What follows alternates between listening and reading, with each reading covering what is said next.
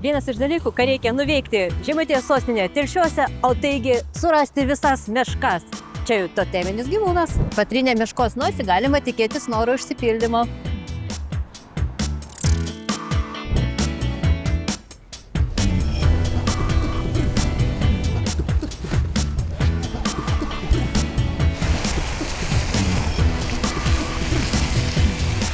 Ieškojau meškų, o radau ežiuką. Radau meškos pėdą. Žinokite, jeigu čia padėti ranką, būsi toks pats stiprus ir tvirtas kaip meška. O va čia dar 4 meškos, kurie laiko gaublį. Va, žiūrėkite, čia Telšia. Žemaitėlės kunigaikštystė. Radau sumažintą miesto maketą.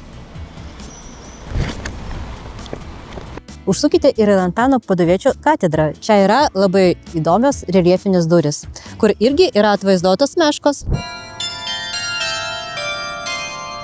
Čia labai mielas ir gražus senamiestis.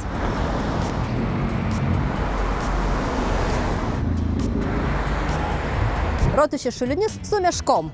Tas vandau ir gerams, taigi paragaujam vandenuko.